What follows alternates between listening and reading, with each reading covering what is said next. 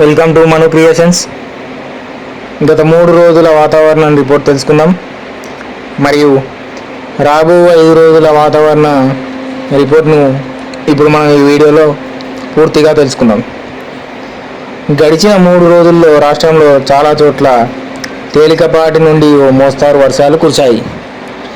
పగటి పూట ఉష్ణోగ్రతలు 31 నుండి 36 డిగ్రీల సెల్సియస్ మరియు రాత్రిపూట ఉష్ణోగ్రతలు 22 నుంచి 28 డిగ్రీల సెల్సియస్గా నమోదయ్యాయి.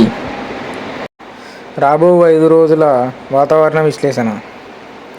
హైదరాబాద్ వాతావరణం కేంద్రం వారు అందించిన సమాచారం ప్రకారం రాబో 5 రోజులు ఈరోజు మధ్యాహ్నం 1 గంటల నుండి 3/7/2025 ఉదయం 8:30 గంటల వరకు రాష్ట్రంలో చాలా చోట్ల తేలికపాటి నుండి ఓ మోస్తారు వర్షాలు కురిసే సూచనలు మరియు తర్వాత 3 రోజులు 3/7/2025 ఉదయం 8:30 గంటల నుండి 6/7/2025 ఉదయం 8:30 గంటల వరకు రాష్ట్రంలో కొన్ని చోట్ల తేలికపాటి నుండి ఓ మోస్తారు వర్షాలు కురిసే సూచనలు ఉన్నాయి.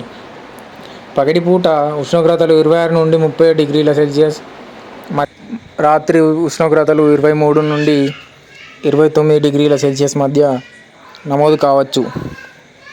మొదటి రోజు భారీ వర్షాలతో కూడిన తెలంగాణ రాష్ట్రంలో ఆదిలాబాద్, కొమరంభీం, ఆసిఫాబాద్, మంచిర్యాల, నిర్మల్, నిజామాబాద్, జయశంకర్, భూపాలపల్లి, ములుగు, భద్రాద్రి కొత్తగూడెం, ఖమ్మం, మెదక్, కామారెడ్డి జిల్లాల్లో అక్కడక్కడ కురిసే అవకాశం ఉంది. ఉరుములు మెరుపులతో కూడిన వర్షాలు తెలంగాణ రాష్ట్రంలో అన్ని జిల్లాల్లో అక్కడక్కడ కురిసే అవకాశం ఉంది. బలమైన ఈదురు గాలి వేగం గంటకు 30 నుండి 40 కిలోమీటర్ల చొప్పున తెలంగాణ రాష్ట్రంలోని అన్ని జిల్లాల్లో అక్కడక్కడ వీచే అవకాశం ఉంది. రెండవ రోజు భారీ వర్షాలు తెలంగాణ రాష్ట్రంలోని ఆదిలాబాద్, కొమరంభీం, ఆసిఫాబాద్, మంచిర్యాల, జయశంకర్, భూపాలపల్లి, ములుగు, భద్రాద్రి కొత్తగూడెం జిల్లాల్లో అక్కడక్కడ కురిసే అవకాశాలు ఉన్నాయి. మూడవ రోజు ఉరుములు మెరుపులతో కూడిన వర్షాలు తెలంగాణ రాష్ట్రంలో ఉండే అవకాశం ఉంది. వాతావరణ ఆధారిత వ్యవసాయ సలహాలు. ప్రస్తుతం కురిసిన వర్షాలు ఉపయోగించుకొని వర్షాధార పంటలకు పాటుగా నత్రజని మరియు పొటాష్ ఎరువులను సిఫారసు చేసి మోతాదులో అందించాలి.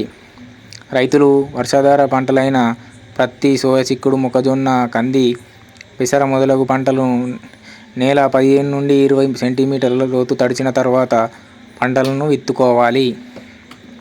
వేరుశెనగ, సోయా చిక్కుడు, జొన్న, పెసర, కంది మరియు మినప పంటలు విత్తుకునే ముందు తప్పనిసరిగా విత్తన శుద్ధి చేసుకోవాలి.